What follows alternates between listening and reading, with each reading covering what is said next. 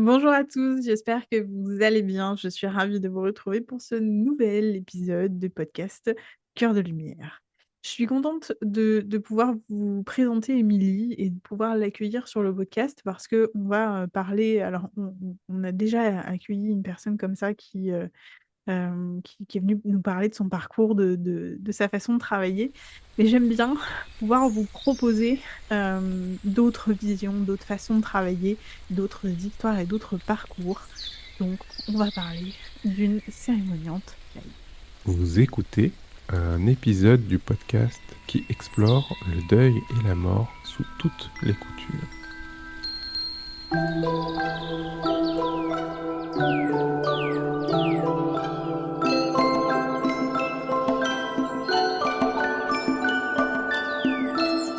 Et N'arrête jamais de prendre soin de toi. Bonjour Émilie, comment tu vas aujourd'hui? Bonjour Zoé, je vais bien, merci. Je suis contente, encore une fois, de t'accueillir. Merci d'avoir accepté cette invitation. Je sais que c'est pas toujours facile et c'est un peu impressionnant de débarquer sur une émission, mais c'est très très chouette. On va faire Est-ce au que mieux. tu... Ben oui, oui. Est-ce que tu peux déjà dans un premier temps dire un petit peu qui tu es, voilà, te présenter, expliquer peut-être un petit peu plus en détail ce que tu fais, voilà, pourquoi est-ce que tu es là sur le podcast. Oui, bien sûr. Et puis voilà. Donc je commence par me présenter moi personnellement. Oui, oui, oui. Alors je suis Émilie, j'ai 39 ans, j'habite en région lyonnaise. Je suis la maman de deux grands garçons et je travaille comme célébrante laïque depuis une année. J'ai entamé une reconversion dans le secteur du funéraire depuis 3 ans maintenant. Je l'ai nourri depuis plusieurs années, mais je l'ai mis en action depuis 3 ans.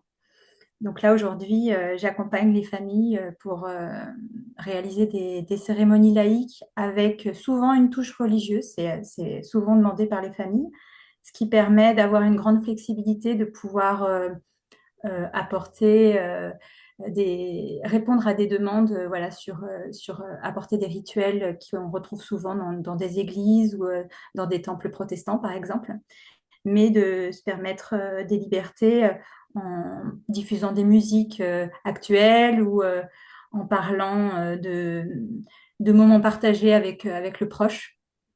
Et c'est des choses qui sont parfois un petit peu compliquées à mettre en place dans une cérémonie religieuse, donc ça plaît beaucoup.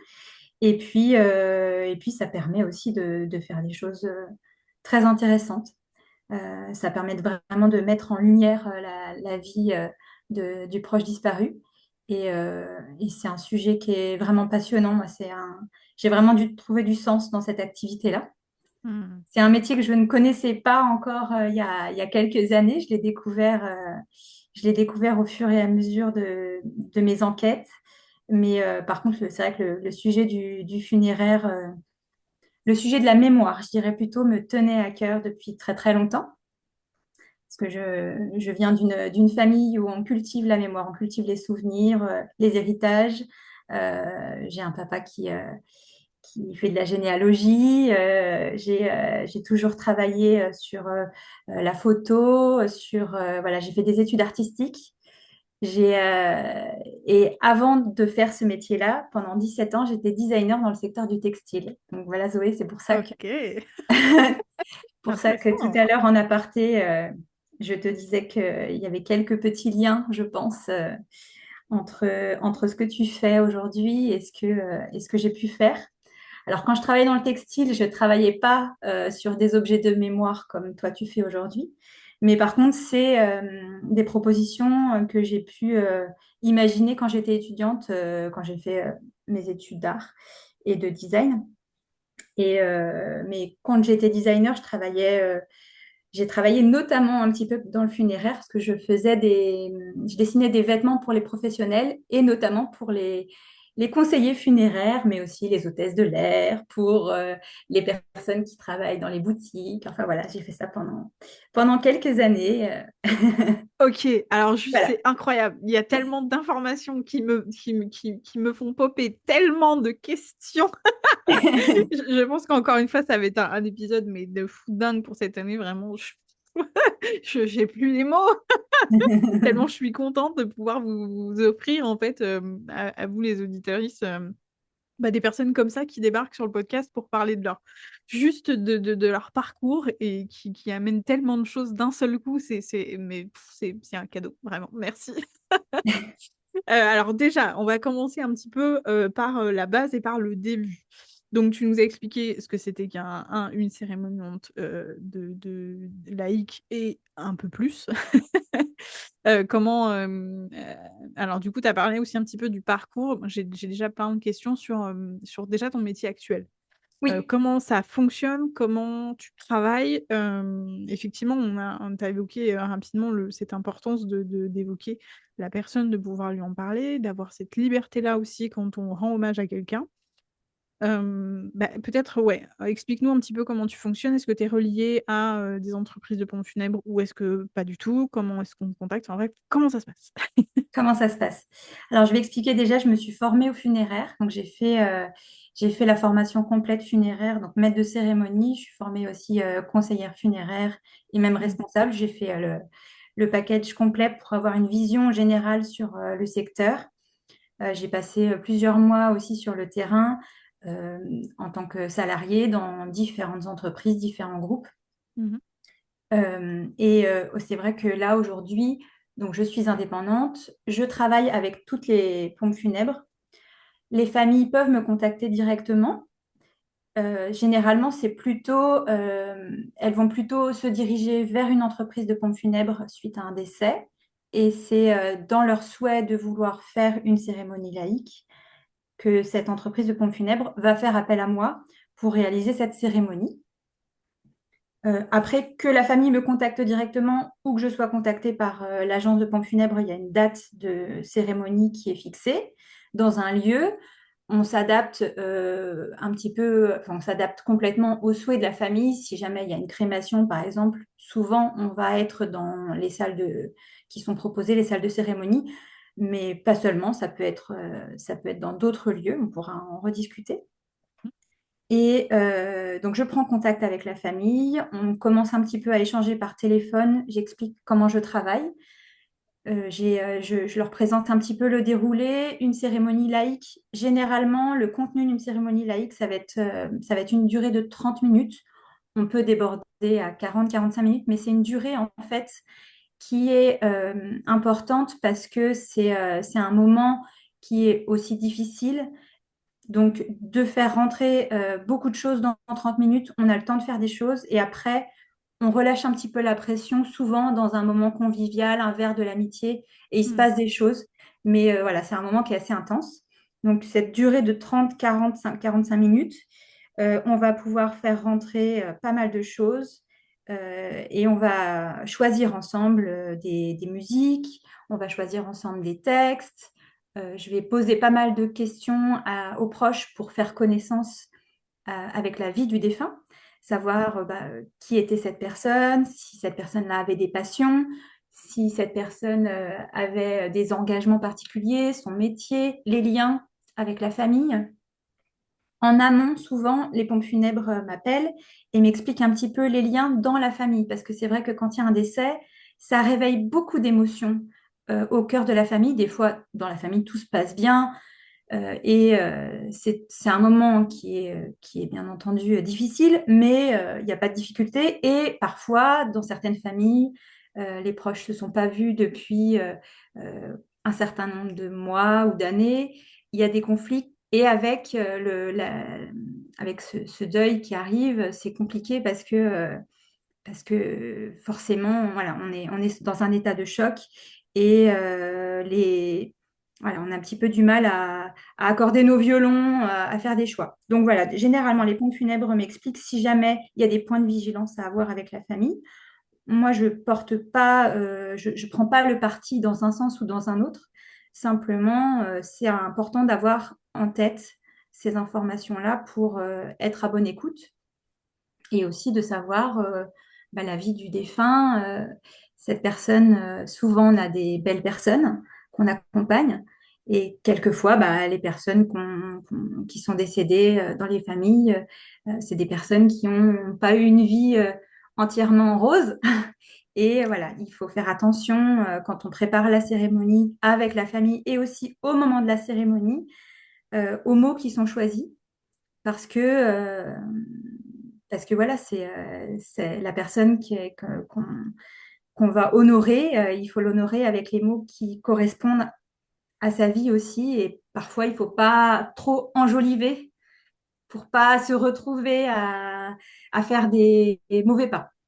Voilà, donc il y a tout un moment de préparation, un premier appel avec la famille où je vais rapidement un petit peu expliquer, je leur envoie le déroulé un petit peu, 3 musiques à choisir, 3 textes à choisir, un chemin de vie à écrire en famille souvent. Moi, je viens les accompagner en leur posant des questions et à faire parfois des relectures. Et puis, souvent, on se rencontre, quelquefois simplement en visio, c'est réalisable. Et puis, c'est vrai que le fait de se rencontrer, ça permet de regrouper tous les proches qui souhaitent intervenir dans la préparation de cette cérémonie. Et ça permet de créer un premier lien. Donc, c'est important. Quelquefois, on se rencontre dans un café, hein, simplement. On n'est pas forcément dans des lieux formels. Et puis, après, voilà, on échange par téléphone, par email. Et après, on se retrouve au moment de la cérémonie. Moi, je suis présente une demi-heure avant le début de la cérémonie, ce qui permet voilà, de mettre en place les choses, d'être sûr que la photo sera bien projetée sur l'écran, que tout est en place. Si jamais il y a des bougies, de pouvoir les... Voilà, il y a tout un tas de petites choses qu'on prépare et qu'on apporte, que tout est en place. Et voilà, la famille peut arriver de manière sereine pour pouvoir démarrer la cérémonie. Et à la suite de la cérémonie, j'invite les personnes à se retrouver, les personnes de l'Assemblée, à se retrouver sur le parvis de la salle et éventuellement dans un lieu de convivialité si ça a été prévu par la famille, si c'était souhaité. Et puis, 2, 3 jours après, je reprends un petit contact, un petit message avec la famille, simplement voilà, pour revenir vers eux, pour avoir une petite pensée pour eux. Ok. Alors, il y a plein de choses que tu as partagées qui me semblent importantes. C'est déjà l'importance, je pense, du cérémonion. Ce que tu permets en étant indépendante, je pense, c'est ce choix, le choix de faire, de t'avoir toi en particulier pour cette cérémonie, parce que le cérémoniant, alors qu'il soit des pompes funèbres ou pas d'ailleurs, c'est vraiment le point d'ancrage en fait pour la famille, c'est le référent en fait qui va guider un peu la famille dans cet exercice très particulier de la cérémonie, qui est quand même un moment très intense, très fort et très très important. Et donc voilà, donc c'est un rappel de ta présence est un rappel que les services de pompes funèbres sont pas tous obligatoires et que vous avez plein de choix à faire. Des choix que vous pouvez évidemment anticiper, préparer quand vous le pouvez, mais aussi quand vous y êtes confronté, vous savez que vous pouvez faire appel aussi à des indépendants pour vous accompagner dans ce processus-là. Euh, et je voudrais revenir sur un point qui est important, que tu as partagé et qui m'a surprise, c'est le temps de cette cérémonie-là. Je suis un peu curieuse que tu nous en dises un petit peu plus sur ce choix que toi tu as fait, parce que pour le coup, là, je vais parler aussi de mon expérience, j'en ai vécu pas mal, des cérémonies, des deuils et des décès. Je crois que la plus longue cérémonie, sans compter ni la mise en terre, ni le pot dont tu parles de rassemblement ensuite, le plus long, ça a duré 4 heures. Voilà. 4 heures à 800 dans une salle de fête. Et ça a été épuisant, hein, évidemment. On a pleuré pendant 4 heures, autant vous dire qu'après, on sort, on est lessivé. Mais 4 heures, c'est long. 30 minutes, et ben ça me paraît court, du coup. Tu vois, Je comprends, comment je comprends. du coup je suis un peu surprise de ce choix-là. Autant je le comprends, autant je pense que ça me suffirait pas. Tu vois, comment t'en es arrivé à faire ce choix-là? Et est-ce que c'est une demande, tu vois, ou est-ce que tu vois que c'est vraiment enfin, comment t'as réfléchi ça? Alors, en fait, cette durée de 30 à 45 minutes, c'est souvent une durée qui est demandée par les familles. D'accord. C'est une durée aussi qui est contrainte dans les lieux funéraires. C'est-à-dire que la plupart des cérémonies laïques, elles sont réalisées dans des salles de cérémonie funéraires qui sont soit dans les salles de cérémonie des crématoriums, Mhm. soit dans des salles de cérémonie qui sont dans les locaux des pompes funèbres. Et du coup, c'est une durée. La salle, souvent, elle est réservée pour 1 heure. Et on peut faire des cérémonies plus longues, bien entendu. Simplement, voilà, c'est une durée, en fait, où on a le temps de faire pas mal de choses. Il y a l'avant de la cérémonie qui compte aussi, et il y a Mhm. l'après. Bien sûr. Mais en fait, la durée de 30 minutes ou 45 minutes, en fait, ça va être le temps où on va se concentrer, parler, témoigner. Et après, on pourrait faire des choses beaucoup plus longues. Et c'est possible. Après, moi, il n'y a pas de souci. Enfin, s'il y a une famille qui me dit, on veut que vous soyez présent pendant tout l'après-midi et qu'à plusieurs moments, on Mhm. intervienne avec vous, il y a aucun souci. C'est dans la majeure partie des cas, les familles, elles sont rassurées de ça. Et il y a même des cérémonies, c'est pas des cérémonies, on appelle ça des recueillements, qui sont vraiment encore plus courts, qui vont être souvent un recueillement à la suite d'un passage à l'église. Mais quelquefois, c'est vraiment, on veut quelque chose de très très simple, une famille veut quelque chose de très très simple, juste avant la crémation. Alors ça, c'est des choses que j'ai pu faire quand je travaillais au crématorium. On n'a pas beaucoup de temps de personnaliser par contre. Là, c'est vrai qu'en un quart d'heure, le temps que les personnes arrivent, on ne s'est pas forcément rencontré avant, mais c'est le format court, on va dire. Et par D'accord. contre, c'est aussi le petit prix. Oui, bien sûr. Oui, c'est vrai qu'il y a Voilà. ça aussi. Mhm. Mais c'est vrai que ça dépend vraiment des familles. Il y a des familles, ils veulent quelque chose de très très simple, assez rapide, parce que c'est difficile pour eux, Mhm. il y a une certaine pudeur. Mhm. Et il y a des familles qui veulent prendre le temps. Et voilà, cette durée, en fait, elle est un petit peu, c'est la durée commune. Mais après, voilà, ça peut être tout à fait, c'est tout à fait adaptable, sauf dans les lieux qui sont spécifiques aux funéraires, qui sont contraints par le temps, euh, Mhm.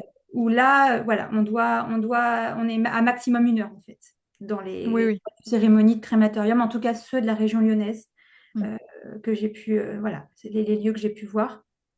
Mais si on loue une salle et qu'on a tout l'après-midi pour faire des choses dans cette salle, voilà. Simplement, en fait, c'est comme quand on va voir un spectacle, c'est pas la même chose, mais voilà, plus c'est long, plus on est concentré et au bout d'un moment, on perd le fil et on est plus concentré aussi. Et voilà, c'est vrai que c'est pour ça que mais cette durée-là, en fait, elle a pas forcément été décidée par moi personnellement.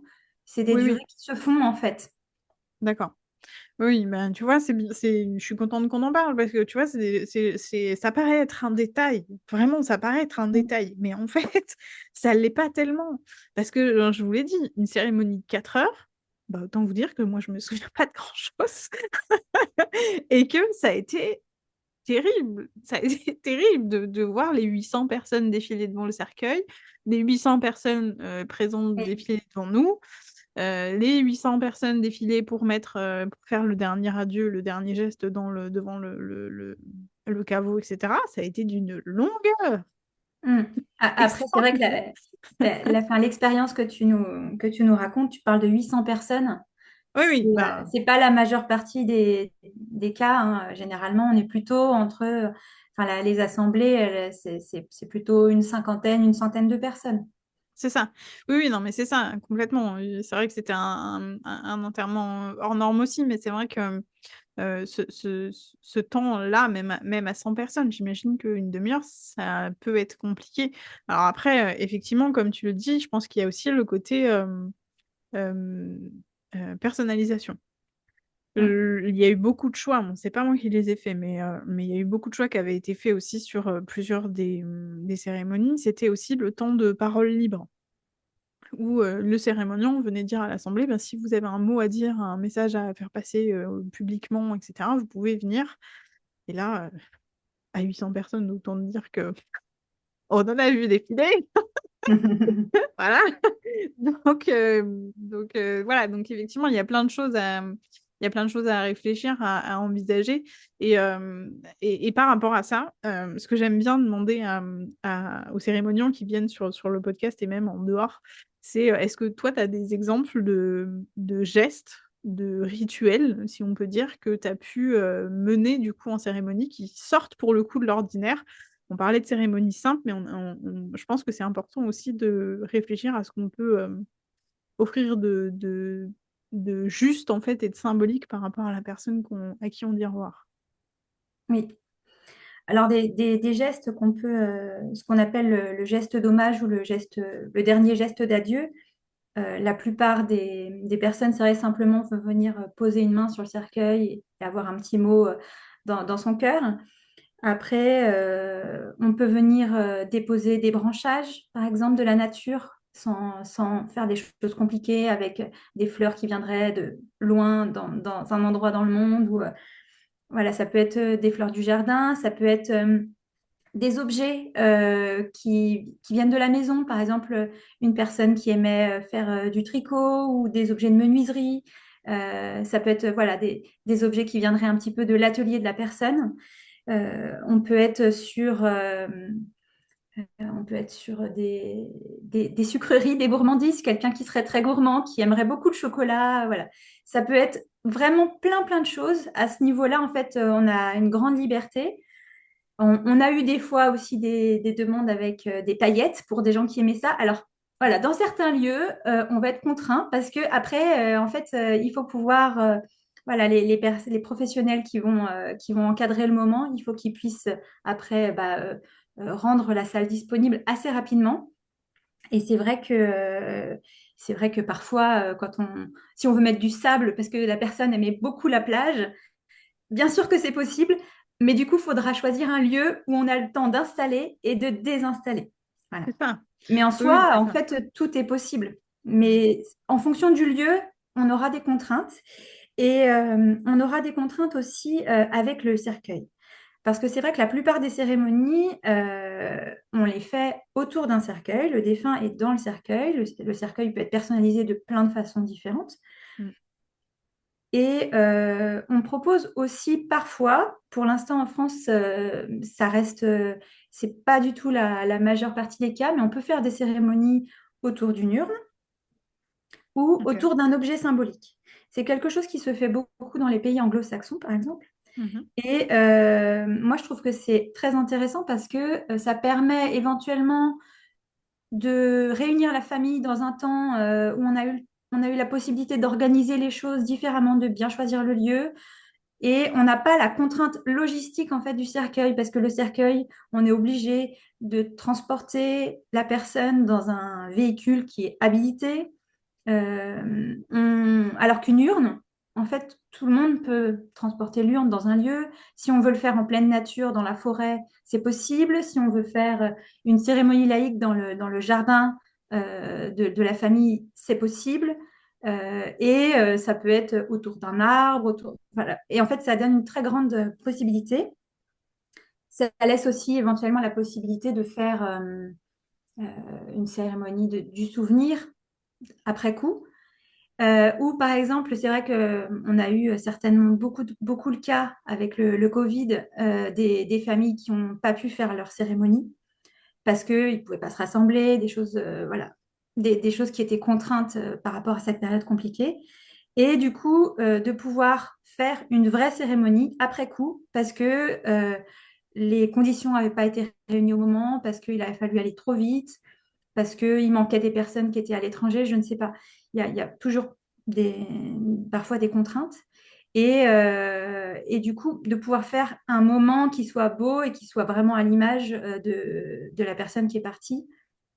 Et là, tout est possible, en fait. Après, Mm, mm. ça peut C'est être des ça. choses très simples, vraiment, où on va peut-être faire voilà, quelque chose dans la nature, dans un jardin qui va ressembler à une réunion familiale, en fait. Mm. Mais où on aura à cœur que chacun lève un verre, peut-être en hommage à la famille, peut-être faire un pliage d'un petit bateau où on aura écrit un petit message. Enfin, il y a plein de choses qui sont possibles.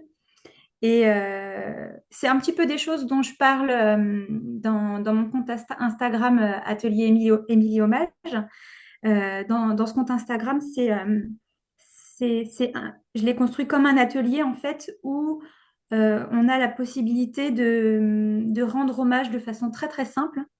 Et pour l'instant, voilà, je parlais de l'origami, ça peut être écrire sur des pièces de bois, ça peut être construire des choses avec du tissu. Enfin voilà, il y a plein de choses qui sont possibles.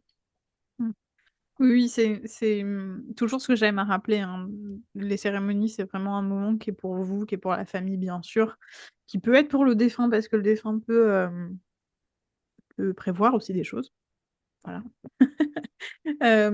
Mais oui, c'est vraiment un moment qu'on peut faire, à notre sauce, quoi.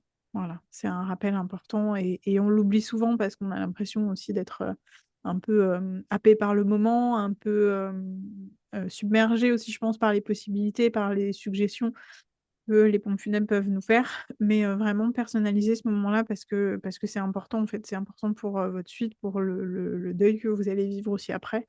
Dire au revoir, c'est pas juste, une obligation sociale quand on se dit au revoir. C'est aussi pour, que notre corps, notre mental, puisse intégrer la perte et qu'on puisse, bien, en tout cas le mieux possible, vivre notre deuil. Et et du coup, tu parlais aussi des cérémonies du souvenir. Alors ça me permet de faire le lien avec, le podcast qu'on a déjà enregistré, dont j'ai vaguement parlé au début de l'épisode avec, Cyril de Nos de Lendemain, que tu connais peut-être d'ailleurs. Tout à fait. Voilà, qui lui propose des cérémonies du souvenir. On en avait pas mal parlé dans son épisode, voilà pour, expliquer un petit peu ce que c'est, à quoi ça ressemble, à quoi ça sert. Est-ce que toi tu en proposes? Oui, Est-ce que tout ça à t'est fait. déjà arrivé? Ouais, OK. Tout à fait. Des cérémonies du souvenir, c'est quelque chose qui est tout à fait faisable. C'est des cérémonies qui peuvent avoir lieu à une date anniversaire, la date du décès, la date de naissance ou une date importante. Mmh. Ça peut être des cérémonies collectives aussi. Par exemple, la semaine dernière, j'ai eu l'honneur d'assister à une cérémonie qui réunissait des parents qui étaient touchés par le deuil périnatal. Et donc là, c'était une cérémonie collective où chaque parent qui le souhaitait était invité à venir rendre hommage dans ce temps-là.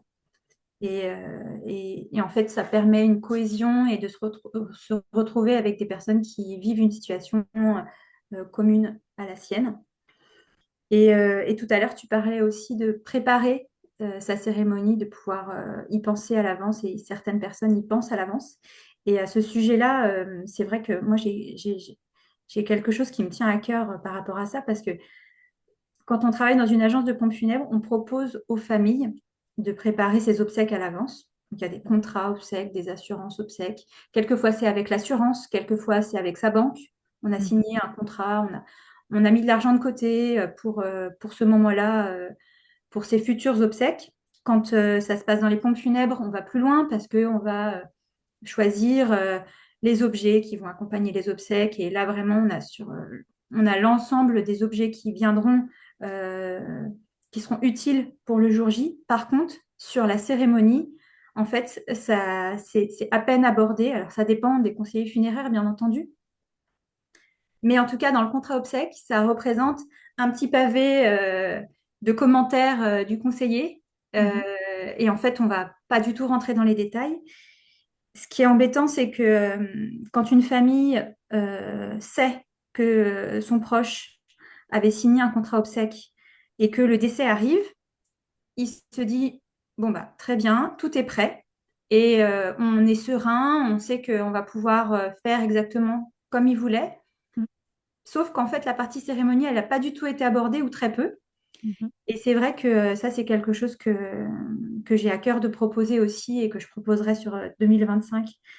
C'est des livrets de préparation de cérémonie qui viennent compléter en fait les contrats obsèques. Et en fait, c'est un support qui n'est pas du tout légal, hein, mais qui viendra rassurer les familles. Et du coup, si jamais, alors on n'est pas obligé de choisir toutes les musiques, tous les textes, mais tiens, bah, s'il y a une musique qu'on a envie de passer, s'il y a un rituel, un hommage qu'on aime particulièrement, quelque chose qu'on a envie de mettre en avant, quelqu'un qui aimerait beaucoup le bois ou la forêt, voilà, il peut dire, bah, voilà, moi, surtout, vous ramenez pas de fleurs, je préférerais avoir des branches, ou alors le lieu de cérémonie, enfin voilà. Mm, mm. Toutes ces petites choses-là, en fait, là, on rentre dans la partie émotion symbolique.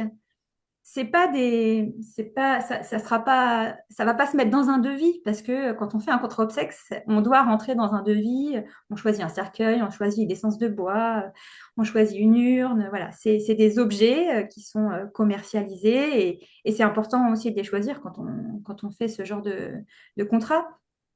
Mais c'est vrai que au moins la famille qui aurait en main et la partie entre guillemets financière et logistique et la partie émotion de la cérémonie, là du coup on a vraiment tout en main pour préparer avec le cœur et apporter bien entendu hein, les souhaits des proches parce que la cérémonie elle est pas seulement pour la personne qui est partie, c'est pour lui rendre hommage, mais elle est utile pour ceux qui restent et qui ont encore le lendemain à travailler et à cheminer.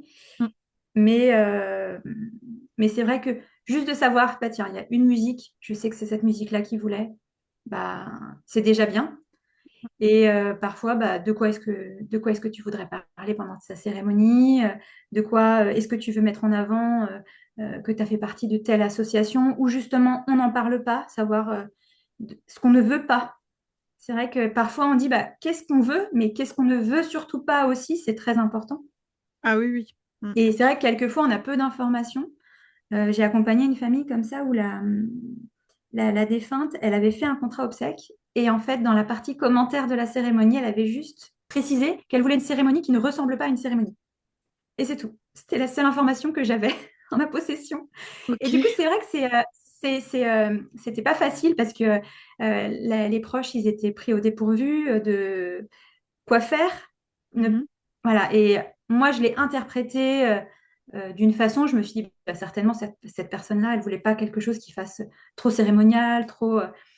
Mais pour autant, il a fallu faire avec le lieu qui avait été défini avec les pompes funèbres. Donc, du coup, on s'est retrouvé dans une très grande salle de cérémonie qui ressemblait à une cathédrale alors qu'il n'était que 10. Ah Donc, oui. il y a déjà rien que le lieu faisait très, très cérémonial. Voilà, il faut s'adapter. Et voilà, donc du coup, bah, comment on fait? On essaye de ne pas parler devant le micro, mais plutôt de réunir les gens autour du cercueil pour que ça fasse plus convivial. Enfin, voilà, faut s'adapter, il faut être réactif, il faut être créatif aussi. Oui, c'est ça. Mais quelquefois, voilà, on fait avec peu d'éléments. Et c'est vrai que si on pouvait avoir parfois plus d'éléments, ben, ça permet aux proches d'être plus sereins, en tout cas dans ce moment-là. Mm, mm.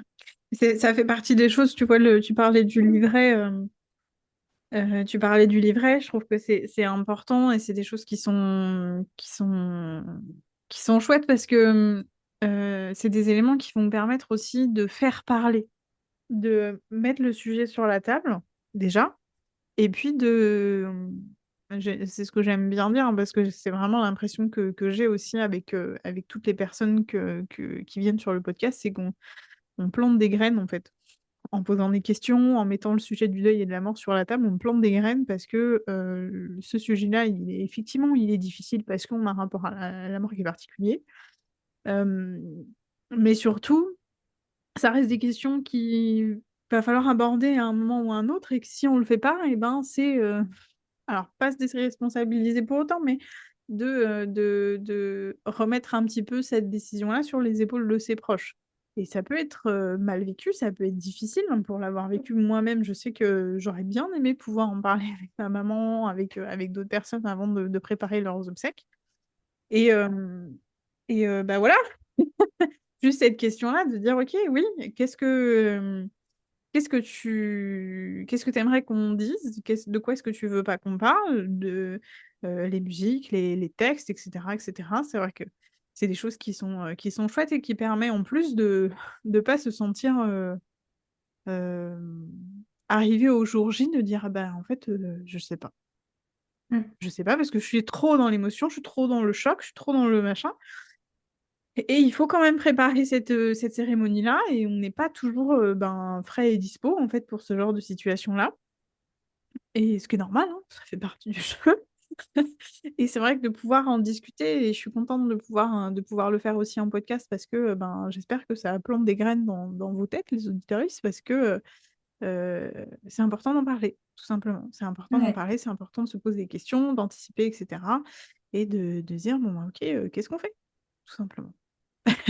Ouais, et c'est vrai que souvent, la première approche où quand on sait qu'on a envie d'en parler avec ses parents ou avec ses grands-parents ou ses proches, son conjoint, sa conjointe, et on ne sait pas trop comment aborder. Moi, j'aime bien démarrer par juste une question qui va pas être dans le cœur du sujet, mais justement de partir de la musique en disant, bah Ouais, tiens, c'est quoi ta musique préférée? Si tu c'est ça, devais choisir une musique, en fait, là, on n'est pas vraiment dans est-ce que tu veux une crémation? Est-ce que dans quel cimetière tu es enterré? On n'est pas dans le vif du sujet, mais ça Mm. permet de faire une première question qui C'est ça. vient faire une première approche assez douce. Mm. Et c'est vrai que pour en avoir discuté avec mes proches, voilà, ça ouvre la conversation. Et après, même des personnes où le sujet est vraiment compliqué à aborder parce que le tabou est très très fort, bah, au moins on a un tout petit élément, peut-être juste une musique. Oui, oui, c'est ça.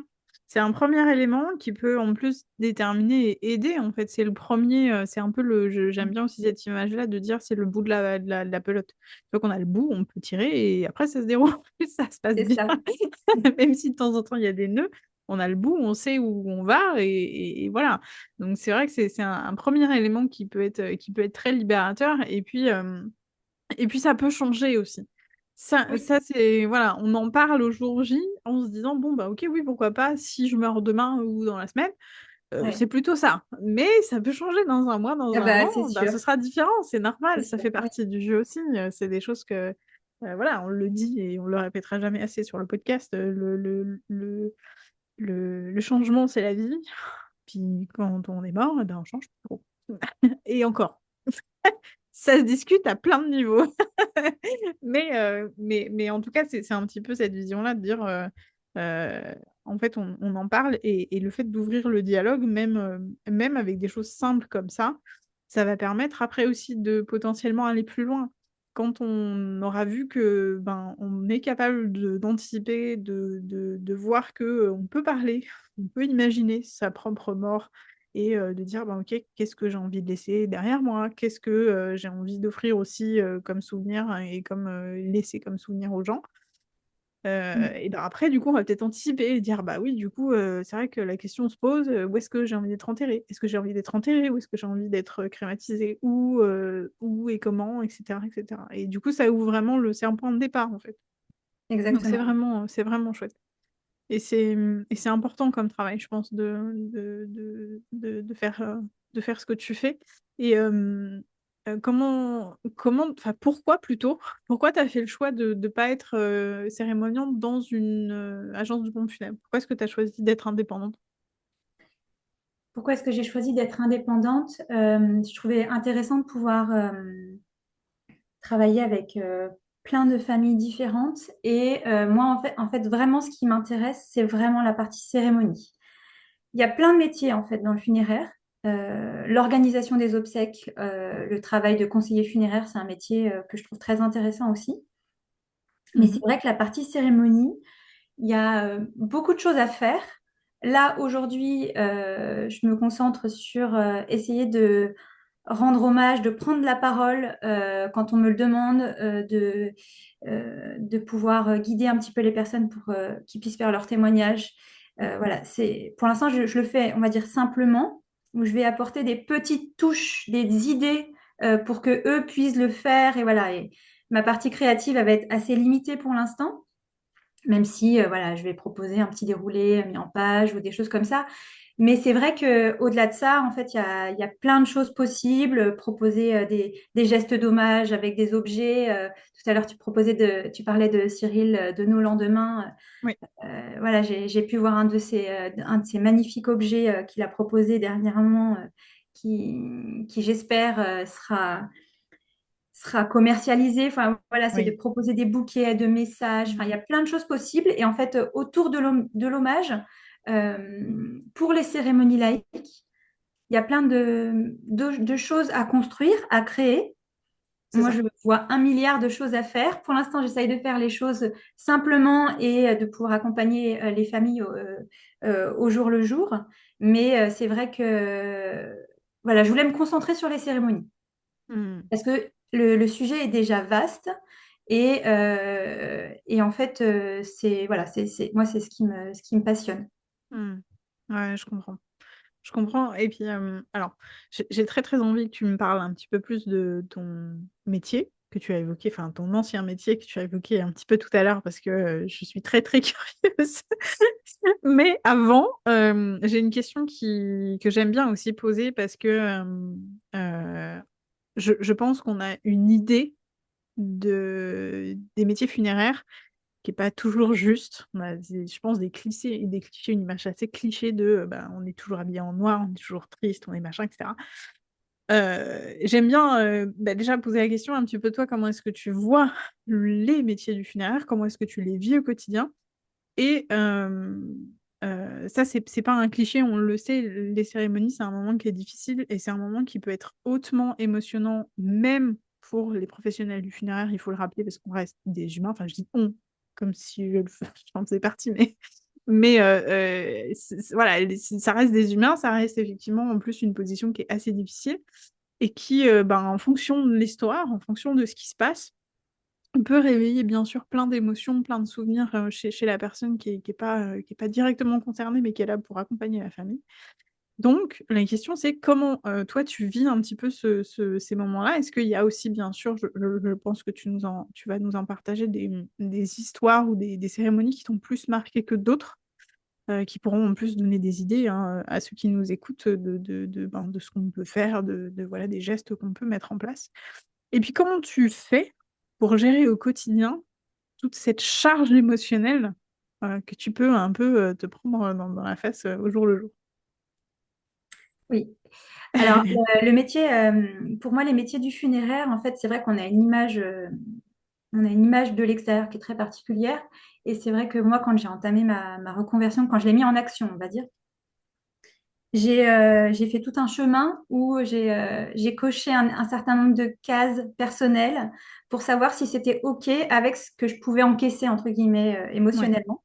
Mmh. Parce que oui, je suis un être humain, j'ai une forte sensibilité. Alors non pas que enfin, ça m'aide en fait à être créative et à proposer des solutions et à proposer plein d'idées aux familles. Et, euh, et voilà, j'avais besoin de voir si c'était OK avec ce que je pouvais faire vraiment dans le quotidien. Donc, quand j'ai mis en action ma reconversion, j'ai assisté à des cafés mortels, j'ai rencontré des personnes qui étaient endeuillées, j'ai parlé à tous mes proches Mmh. de qu'est-ce qu'ils ressentaient par rapport à leur deuil, par rapport voilà, j'ai eu l'honneur d'avoir des conversations vraiment très intimes avec des amis qui me partageaient. Tout à l'heure, on parlait du deuil périnatal, des mamans qui avaient perdu leur bébé à 5 mois de grossesse. Voilà, et du coup, qu'est-ce qu'on fait de cette émotion? Qu'est-ce qu'on en fait? Comment on peut rendre hommage, etc. Donc, c'est vrai que enfin, ça fait quand même pas mal d'années que, voilà, que j'ai eu la possibilité de parler avec les gens. Et c'est vrai que, en fait, ma posture, depuis le début, c'est une posture d'aidant. C'est pour moi, en fait, que ça soit hier, quand je faisais pas encore ce métier, quand j'ai démarré ma reconversion et aujourd'hui, maintenant que je fais ce métier, pour moi, ça se rapproche vraiment d'un métier d'aidant, comme quand on travaille dans la santé, quand on va accompagner des personnes qui sont malades. Voilà. Et en fait, aujourd'hui, dans mon quotidien, c'est vrai que j'ai encore beaucoup de personnes qui me disent, mais Émilie, toi qui es très positive et qui est toujours, voilà, j'ai une personnalité, j'aime beaucoup sourire, j'aime beaucoup rire, j'aime beaucoup voir la vie du bon côté. Et ben en fait, depuis que j'ai commencé à vraiment travailler ce sujet du funéraire à aujourd'hui, et ben en fait, je profite de la vie et j'ai conscience voilà, j'ai conscience de la valeur de la vie encore plus aujourd'hui qu'avant, quand je faisais mon ancien métier. Et les épreuves de la vie aussi, ça apporte une résilience. Mais ça, voilà, on se dit, OK, allez, carpe diem, là, en fait, je mets pas mes projets pour demain. Je n'attends pas. Je les fais aujourd'hui, peut-être demain, mais je n'attends pas pour dans quelques années. J'attends pas d'être à la retraite pour faire le tour du monde ou je ne sais quoi. Voilà. Mm. Et c'est vrai que au niveau de la gestion des émotions, c'est un sujet qui est important aussi parce que, en effet, il y a parfois, quand on prépare la cérémonie, on est en petit comité, on est quatre, cinq, des fois deux. On se retrouve avec une personne qui fond en larmes, c'est normal. Le jour J, il y a beaucoup d'émotions, il y a des témoignages qui sont poignants, il y a des personnes qui vont parler de leur maman ou de leur enfant. Ça peut faire écho avec sa propre histoire. Comment moi je fais, déjà, je ne porte pas le deuil des personnes que j'accompagne. C'est ce que j'aime, c'est ce que je répète à mes proches qui s'inquiètent beaucoup pour moi et qui me disent, mais Émilie, comment tu fais? Tu vas devenir dépressive. Non, je ne suis pas devenue dépressive. Aussi, c'est un cliché qu'on a, hein. Et Les voilà, personnes je ne suis scénaristes pas ne sont pas des dépressive. dépressifs. En fait, quand je suis en préparation de cérémonie ou pendant une cérémonie, je suis concentrée. Je suis comme un chef d'orchestre qui va. Je suis je ne suis pas en compassion, je suis en empathie. Donc, je vais vraiment, je vais m'imprégner de l'émotion, mais voilà, je suis en posture professionnelle, donc du coup, mon rôle, c'est de rester, de rester présente, de rester vive d'esprit et d'être en soutien. Voilà, donc si une personne est en difficulté émotionnelle, parce que c'est normal, en fait, le moment est difficile, mais en fait, je suis là à côté d'elle et c'est ce que je répète aux familles que j'accompagne, voilà, quand elles me disent, bah, moi, je voudrais lire un texte, je voudrais lire mon témoignage, je leur dis, bah, c'est très bien. Si vous pouvez lire le témoignage, je sais que, en fait, ça, au niveau du deuil, c'est important de passer à l'action, de faire des choses pour son proche. Mm. Mais je leur dis à tout moment, voilà, même si vous avez prévu de lire avant la cérémonie ou en fait au moment où vous êtes en train de lire le texte, s'il y a un moment où en fait vous voyez que c'est trop compliqué, en fait moi je reste à côté et je peux prendre le relais. À tout moment, je peux prendre le relais. Et en fait, voilà, moi j'ai cette posture professionnelle et en fait je suis en action et c'est vrai que de pouvoir laisser les professionnels faire ce travail-là, ça permet aux proches d'être dans leur deuil. Et à l'inverse, ce que je vais parler d'une situation personnelle que j'ai vécue où j'ai assisté du coup, à la cérémonie d'une personne qui m'était très chère. Et j'avais une de mes sœurs qui n'avait pas pu assister à la cérémonie. Parce que voilà, elle était alitée à ce moment-là et elle m'avait dit, bah, est-ce que Émilie, tu pourrais, s'il te plaît, me permettre d'assister à la cérémonie. Donc j'ai filmé en fait la cérémonie. Et en fait, enfin, c'était chouette de pouvoir le partager avec ma sœur à travers cette visio. Par contre, le fait que moi, j'avais une mission à faire, bah, du coup, je ne vivais pas pleinement cette cérémonie. Et il y a des choses que peut-être que j'aurais fait, que là, du coup, j'étais en mission. Voilà. Donc, Mm. euh, quand le fait d'être professionnel du funéraire aujourd'hui, bah, je suis en mission. Et du coup, bah, quand il y a, voilà, il faut gérer tout ça. Et en fait, je ne suis pas dans l'émotion. Alors, je dirais pas qu'il y a des moments, voilà, il y a des moments, l'émotion, elle est vraiment intense. Mais voilà, c'est vrai que du coup, on est concentré et je suis ma trame. Je sais exactement les musiques qui sont à diffuser, telle personne à appeler, etc. On est en mode chef d'orchestre. Et en fait, comment ça se passe l'après pour les professionnels du funéraire? Quand on a fini d'accompagner la famille, quand on a fini notre travail, et ben en fait, c'est, je pense, comme les métiers de la santé. Enfin, j'en ai discuté avec des amis qui travaillent dans la santé. En fait, il y a tout de suite après, il y a le sas de décompression où en fait, là, on va beaucoup rire, on va raconter des choses bêtes souvent. Voilà, on va pas forcément parler de la famille parce que voilà, on va parler d'autres choses. On va parler de nos week-ends, de nos barbecues, de quelque chose. Mais on a un sas de décompression en fait. Et ce sas de décompression, il est important. Et je dirais qu'il est plus important encore plus l'émotion elle est intense.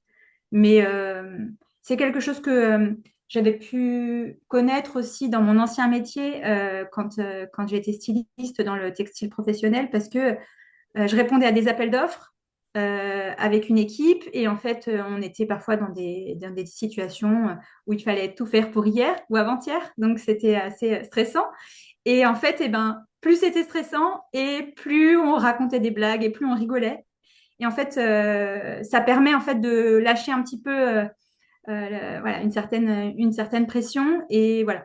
Donc ça, comment je fais pour gérer mes émotions aujourd'hui, c'est ça. Et je ne fonds pas en larmes pendant les cérémonies. Voilà, quelquefois j'ai mon cœur qui se serre parce que je suis voilà, je suis une personne humaine. Par contre, après, si je regarde la petite sirène, là, je vais pleurer quand je suis chez moi. Oui, voilà, et on a quand même Voilà. une grosse une grosse sensibilité, je pense, qui arrive et qui est bien présente. Mais en même temps, si elle n'était pas présente, je pense que les cérémoniens ne feraient pas leur job aussi bien qu'ils le font. Hein, Oui, vraiment, c'est un vrai métier de cœur. voilà, c'est ça, c'est exactement ça. C'est le funéraire, tu l'aimes ou pas. Voilà, ces métiers-là, c'est vrai que c'est très particulier. Et donc, du coup, c'est bien, on va pouvoir faire la transition avec ton ancien métier, donc styliste de vêtements professionnels, qui est quand même très, très, très niché. Pour le coup, tout le monde ne fait pas ça et je pense que tout le monde ne sait pas exactement ce que c'est. Donc, tu l'as un petit peu expliqué. En fait, tu venais dans des entreprises pour créer vraiment leur uniforme, c'est ça? Oui, alors quand j'ai été styliste, donc, du coup pendant 17 ans, j'ai été pendant 2 ans à mon compte, mais mes 10 dernières années, Mhm. j'étais en entreprise et on était dans un bureau d'études. Ce bureau d'études existe toujours, hein, c'est le groupe Dutel, et qui font des très beaux tissus d'ailleurs en passant, fabriqués en France. Très bien, entendu. Mais voilà, je travaillais pour l'entreprise Logo Club et on était donc une équipe à répondre à des appels d'offres. C'est du vêtement image que je faisais. Je dessinais les vêtements. Il y avait un brief de client. Quelquefois, j'étais chez le client avec la commerciale. Mhm. Quelquefois, voilà, on avait les informations. Il faut interpréter les messages. Il faut et c'est quelque chose. Ce métier-là me sert encore beaucoup aujourd'hui parce qu'en fait, on devait s'adapter à plein de secteurs d'activité différents, des secteurs féminins, des secteurs très masculins. On a même fait de l'uniforme pour les vêtements scolaires, de l'événementiel pour le CIO. Ok. Quelquefois, on était sur des grades de qualité qui étaient haut de gamme. Quelquefois, on était sur plutôt de la grande distribution, pas tout Mhm. à fait, mais voilà, on devait travailler avec des petits prix au niveau des matières premières. Mhm. Euh, voilà, quelquefois, on était avec des entreprises qui étaient engagées au niveau de leurs matières premières, avec des matières recyclées. Voilà, donc c'est vrai que en fait, le métier que je faisais, c'était à partir des informations, l'image de l'entreprise, le marketing, Oui, voilà, vraiment c'est ça. l'essence même de l'entreprise, arriver Mhm. à faire une tenue professionnelle. Alors, on n'est pas sur on n'est pas sur l'uniforme standard qu'on peut trouver dans les ouvriers dans le bâtiment ou Oui, oui, bien sûr. les Non, vêtements en en fait, catalogue. On est plus sur, on va dire, les uniformes des hôtesses de l'air. Enfin, c'est souvent quelque chose on arrive à se c'est projeter ça. un peu plus facilement. Mhm. Mais en fait, ça touche plein de corps de métier. Et en fait, je travaillais en appel d'offres la plupart du temps. C'est des contrats qui étaient pour une certaine durée. Donc, par exemple, pendant 5 ans, on Pour avait ça, un oui, contrat avec un certains client. objectifs, ouais, ouais. Voilà. Et en fait, ce qui était intéressant, c'est qu'on était, moi, ma mission dans ce travail-là, je faisais la création, parfois même, je faisais la veille de tendance, donc je devais Mhm. m'inspirer de ce qui se faisait dans le design, dans l'architecture, C'est ça. Et dans... finalement, est-ce qu'on peut résumer ce métier-là comme étant tu accordais en fait le message de l'entreprise avec le message qui était porté directement sur les employés, du coup, enfin les Oui, employés tout à fait. ou les images, parce que ça, c'est très très intéressant. C'est vrai que c'est très important. On- en tout cas, au niveau des entrepreneurs, là, pour le coup, d'un coup, je vais passer sur une autre casquette complètement différente. Cœur de tissu et cœur de lumière, mais c'est pas grave. Parce que je trouve que c'est fascinant et j'aime beaucoup ce pan-là qu'on néglige beaucoup en tant qu'entrepreneur, mais en tant que professionnel aussi, hein. Comment est-ce qu'on se fringue vulgairement? Oui, Hein, quel message en fait on envoie en fonction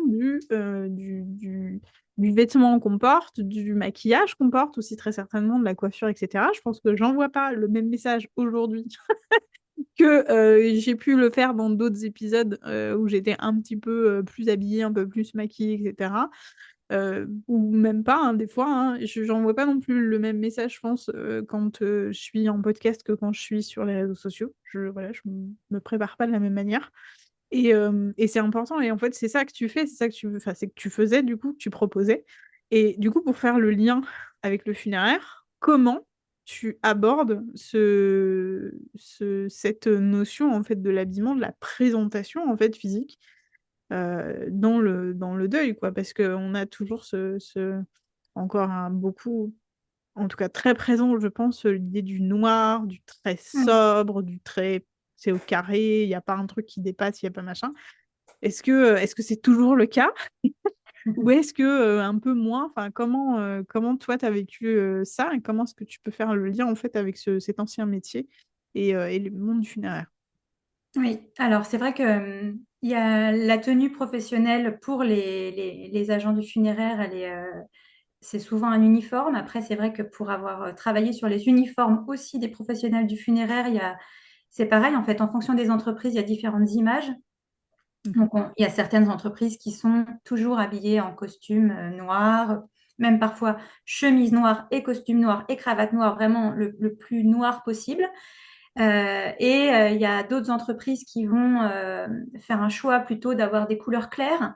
C'est vrai que quand on est habillé en couleur claire, ça ne veut pas dire enfin, qu'on va pas forcément rendre honneur à la famille et qu'on ne sera pas en neutralité. En fait, l'uniforme professionnel funéraire, il a besoin souvent d'avoir une certaine neutralité ou éventuellement de s'adapter à la famille si la famille a un certain besoin. Par exemple, une famille qui aurait envie de mettre en valeur la passion de son défunt, qui était passionné par la mère, elle peut tout à fait demander à l'entreprise, si l'entreprise est en capacité de répondre, c'est une demande qu'elle peut faire, de dire bah, on voudrait que les personnes qui vont accompagner le cercueil pendant la cérémonie, elles soient habillées en marinière, donc t-shirt rayé. Pourquoi pas? J'adore, Mais oui, j'adore. évidemment, mais c'est possible. Et il y a même des demandes qui vont plus loin, où on va demander de s'habiller dans un certain costume, Bah oui. même se déguiser. Voilà, c'est pourquoi pas à quelqu'un qui serait passionné de Star Wars, bah Bah oui, pourquoi pas? allez! Mais oui, non, mais en vrai, Ouais, il y a déjà eu ce genre de demande et c'est possible. Après, voilà, incroyable. sans être dans on va dire, les demandes très. Enfin, ça arrive pas souvent quand même, ce genre de demande, mais Non, en je tout pense pas. cas, la tenue par les professionnels du funéraire, c'est souvent voilà, une tenue qui est assez neutre. Après, moi, ma tenue personnelle, c'est pas la tenue que j'ai aujourd'hui, mais je vais être habillée souvent de manière quand même, j'aurai souvent une veste de tailleur, pas Ouais. forcément la veste de tailleur stricte, mais par contre, je vais pas forcément avoir le tailleur complet Mhm. noir. Je Mhm. vais souvent mettre une touche de couleur ou une broche ou d'avoir un pantalon de couleur ou une veste de couleur. Mhm. Je vais pas forcément aller dans les couleurs quand même criardes. Je vais peut-être pas oser, j'irai pas mettre du jaune, mais pourquoi pas, voilà, des couleurs douces ou Mhm. des couleurs. Le bordeaux, là aujourd'hui je l'aime, mais c'est vrai que c'est une couleur que j'aime bien porter aussi en cérémonie. Alors pas le sweat, mais ou alors avec une veste par-dessus. Voilà. Voilà. Ou d'avoir une étole. Voilà, il y a plusieurs. Mhm. Ça, c'est pour les femmes. Pour les hommes, c'est vrai que les professionnels du funéraire, ils n'ont pas forcément l'obligation de mettre une veste de costume ou une cravate. Ils peuvent mettre un gilet, ne serait-ce qu'une Mhm. chemise. Après, c'est vrai qu'en cérémonie, il y a quand même souvent cette deuxième pièce qui serait une veste ou un gilet. C'est Euh, ça. mais on peut être Il sur le fait très chaud. déstructuré. Voilà. On est sur le moment tendance, C'est ça. Ouais, la ouais. tendance dans Mais, les cérémonies. Donc mais ça, ouais, c'est mais cool. Mais c'est, pourquoi pas? c'est, mais c'est trop bien parce que Ouais. c'est un sujet, on se pose toujours la question, ça fait partie des mille et une Oui. questions qu'on se pose. Comment on se fringue pour aller à la cérémonie? Comment Ouais. machin? Et en fait, on peut faire ce qu'on veut, tu vois, tu parles de la Bah, couleur, tu parles oui. enfin, Ouais. on a le droit en fait, et c'est pas parce qu'on va porter une robe orange avec un manteau noir par-dessus que on va être irrespectueux dans notre posture par rapport à ça. Mais pour autant, ben voilà, tu le dis, hein, les déguisements, etc., moi j'adore. Très clairement, si je meurs la semaine prochaine, préparez-vous à sortir les plumes et qu'on fasse un carnaval parce que je ne veux rien d'autre. Je le dis, c'est enregistré, vous êtes témoin. Non, mais c'est vrai, Ouais. la couleur peut être une demande de la personne défunte. Moi, j'ai une amie qui avait, enfin, quand on a fait son enterrement, elle est décédée d'une maladie assez Mhm. longue et c'est vrai que c'était sa demande. Je crois Ah que oui. je t'ai perdu, Zoé. J'ai plus la vidéo, Ah bon? Bah moi mais j'ai encore. ah, ça y T'as est, le son au moins? Ah ça c'est c'est bon. revenu.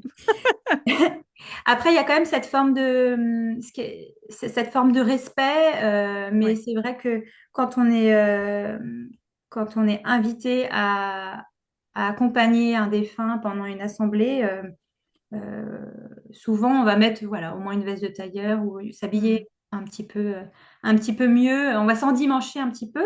C'est ça. Néanmoins, quelqu'un qui serait un peu rock, voilà, on peut sortir des En fait, c'est empires juste ou le voilà. symbole, quoi. C'est juste le Voilà. symbole. C'est l'important, c'est la puissance du symbole. Mais je pense que ça, du coup, ça fait carrément le lien avec Cœur de Tissu. C'est que ce qu'on porte sur soi, que ce soit les accessoires, que ce soit les vêtements à part entière, la façon dont on va décorer aussi notre maison avec du symbole, avec du souvenir, avec des choses qui pour les autres, vont pas peut-être pas parler, mais pour nous, oui. Quand ça a un sens, quand c'est réfléchi, et ben en fait ça aide énormément et ça accompagne donc là en l'occurrence la cérémonie, mais en fait ça vraiment ça supporte tout ce qu'il y a à l'intérieur de nous en fait. Et je trouve que c'est un sujet qui paraît improbable, hein. Vraiment je me pose mille et une questions depuis qu'on l'a abordé, depuis que tu as dit ok, j'étais styliste et j'ai travaillé pour les pompes funèbres. Alors comment est-ce qu'on va aborder la chose? Mais en fait, ça fait partie de ces si nombreux sujets, de ces si nombreux petits détails qui paraissent être des détails, mais qui peuvent être profondément soutenants. Souvent, quand on parle en plus des vêtements, on parle aussi bien sûr de son image à soi, mais de sa carapace. Comment on se protège quand on est face, on en a parlé, hein, quand il fait très très chaud et qu'on doit aller à l'enterrement, comment est-ce qu'on fait pour gérer au mieux ce truc-là? Eh ben, on va mettre effectivement des choses légères, mais on n'a pas tous une petite robe noire légère dans sa garde-robe, donc ben, on adapte. Et on fait avec, et on est obligé à un moment donné de dépasser un petit peu aussi ben, ces fameuses obligations. Oui, on est tous en noir, machin. Non, en fait, non. C'est on se prépare comme on en a besoin, comme Mm, c'est logique en fait pour nous, pour pouvoir vivre au mieux, encore une fois, ce moment-là. Je sais qu'effectivement, ça a été le cas sur, il me semble, hein, de mémoire, l'enterrement de mon arrière-grand-mère, où je sais plus si c'est ma tante ou ma cousine qui avait porté la veste en cuir de notre arrière-grand-mère, qui était un peu son symbole, etc. Et qui avait dit, bon, bah, voilà, ça c'est mon truc, je ne veux pas aller à la cérémonie sans parce que j'en ai besoin, en fait. C'était un besoin et c'était complètement OK. Et ouais, je trouve que ça fait partie des petites choses aussi qu'on peut mettre en place peut-être pour se faire du bien. De se dire, mm, OK, je prends un temps là pour me dire comment je m'entoure, parce qu'il y a aussi mm, voilà, des fringues qui vont être très doudou, qui vont être très, voilà, qui vont rassurer beaucoup, qui vont peut-être aussi porter des odeurs particulières, par exemple, mm. qui vont aider, tout simplement, qui vont soutenir. Et ça, c'est précieux. Oui. Ça fait écho à deux choses. La première chose, c'est il y a certaines communautés ou certaines familles qui vont faire le choix d'avoir un vêtement commun. Mmh. Ils vont carrément faire un t-shirt en hommage à la personne ou un tissu où ils vont venir faire des étoiles ou venir faire des bandeaux ou venir, voilà, ils vont porter ce tissu-là le jour de la cérémonie pour rendre hommage à la personne. Et après, la deuxième chose dont tu parlais, de porter la veste ou un vêtement de son proche qui est décédé, c'est vrai que ça peut tout à fait avoir du sens dans la cérémonie, mais ça peut avoir du sens aussi sur Oui. tout le chemin de deuil. Qu'on fasse quelque chose, qu'on déconstruise ce vêtement-là pour en faire un autre objet transitionnel, ça a du sens, mais c'est vrai que de le porter sur soi, ça permet de garder ce lien pendant un certain temps Et il y a un moment donné où peut-être on aura envie de porter l'écharpe de son proche ou un bijou pendant très longtemps.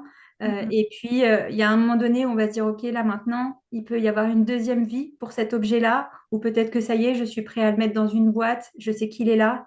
Mais voilà, c'est vrai que il y a des étapes et on va faire des allers-retours. C'est ça, c'est exactement ça, tout en sachant que quand on transforme un vêtement, on le coupe, donc c'est compliqué de revenir en arrière. C'est Ça paraît, encore une fois, c'est un détail, mais c'est important de bien en être conscient. Et effectivement, c'est complètement ça. Euh, Il y a tellement de possibilités, en fait. Il y a tellement d'options et tellement c'est à ce moment-là, en fait, où vous faites appel spontanément à votre créativité. Et ce moment-là, en fait, ça va vous permettre aussi d'apprendre à être à être à l'écoute de votre besoin, à l'écoute des idées. Souvent, quand on vit un deuil, on a des idées, on a des trucs qui deviennent presque des obsessions pendant quelques heures ou quelques jours, le temps, effectivement, de préparer la cérémonie ou un peu après, etc., parce qu'on est tous ensemble concentrés sur le même événement. Écoutez ces idées-là, prenez-les, réalisez-les, parce que elles sont des réponses et elles vont être vos encres en fait pour vivre votre deuil. Et c'est vraiment précieux. Et donc que ce soit effectivement sur, comme tu dis, Émilie, sur le vêtement, sur comment le transformer ou le garder, etc., etc., ou bien autre chose. Ça peut être, j'en ai beaucoup discuté, je l'ai évoqué, mais par exemple, le dernier geste, des paillettes, des confettis, des Kinder Bueno. Allez-y, quoi. Allez-y, Oui, oui, personne c'est ne vous possible. jugera, quoi. Tout à fait, tout à fait. Oui, oui, et après, c'est quelquefois, les idées, elles viennent dans un second temps. Et c'est Voilà, vrai que plutôt que d'avoir des regrets, de se dire on aurait pu faire ça, bah, pourquoi pas refaire un temps d'hommage, même c'est si ça. c'est à 4 5 voilà. Mm, Enfin, mm, ou au moment d'une dispersion, par exemple, des cendres. Ça peut être des moments qui sont forts, ou juste au chaud dans son salon, mm, sur mm. son canapé, et on a besoin de reporter un vêtement ou un parfum. Ça peut être des moments, voilà, ça peut être fait en plusieurs étapes et en plusieurs moments. Et tout à l'heure, tu parlais des odeurs. La dernière cérémonie que j'ai accompagnée, la famille avait choisi des bougies qui sentaient une douce odeur un petit peu sucrée, un petit peu vanillée. Et c'est vrai que ça m'a fait écho avec Mm. d'autres moments que j'avais pu vivre avant. Et en fait, il ne faut pas négliger ce sens-là. Euh, on peut parfumer, on peut mettre le parfum, par exemple, de son défunt sur une écharpe ou sur une couverture. Et cet objet-là peut être présent pendant la cérémonie. Et du coup, l'odeur de la personne est là, ou juste une odeur rassurante, un peu vanillée ou une odeur qu'on aime bien. Mm. Et en fait, cette odeur-là, voilà, elle va permettre d'ancrer aussi ce moment-là. Et c'est vrai que ça peut avoir du sens et ça peut apporter Exactement. beaucoup de chaleur et ça va personnaliser la cérémonie, mais bien entendu, c'est surtout que voilà, ça sera pas informel, quoi. Là, on est vraiment, on rend hommage à la personne aussi en mettant son parfum, en plaçant le Exactement. parfum quelque part. Et on peut même parfumer des urnes. J'ai Oui, j'ai vu qu'il y avait une artisane qui s'appelle Anaïs et qui est super et qui propose des urnes parfumées. Donc, on peut parfumer les urnes. La terre, c'est un matériau qui est poreux et qui peut tout à fait, comme le tissu, tes créations en tissu, c'est tout à fait des objets aussi qu'on peut parfumer. Et ça peut être tout à fait un objet qu'on peut personnaliser de cette façon. mhm, complètement. Merci beaucoup, Émilie. C'était trop, trop chouette. Je pense qu'on pourrait parler des heures. On pourrait parler des heures de tout ce qu'on peut faire, de tout ce qu'on peut imaginer, de l'importance de chaque détail qu'on peut mettre dans ces moments-là qui sont importants pour nous, pour notre vie, pour notre famille aussi, hein, pour nos liens avec le monde.